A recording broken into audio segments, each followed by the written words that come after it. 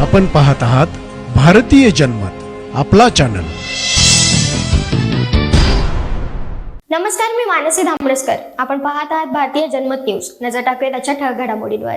मुख्यमंत्री एकनाथ शिंदे यांनी pro Govinda league बक्षीस वितरण समारंभात गोविंदा खेळाच्या 100 वर्षाच्या परंपरेला जागतिक मान्यता मिळवण्याचा आनंद व्यक्त केला आहे। स्वातंत्र्यपूर्व काळापासून सुरू असलेल्या या खेळाला ऑलिम्पिकमध्ये समाविष्ट करण्यासाठी प्रयत्न सुरू असल्याचंही त्यांनी सांगितलं। त्याचवेळी सातारा सिंघम या संघाने प्रथम क्रमांक पटकावला असून यावर्षी प्रो गोविंदा लीगचा हा संघ मानकरी ठरला आहे। मुख्यमंत्री एकनाथ शिंदे यांनी प्रो गोविंदा लीगच्या बक्षीस वितरण समारंभात 100 वर्षाच्या परंपरेचा गोविंदा खेळ जगभरात पोहोचल्याचा आनंद व्यक्त केला।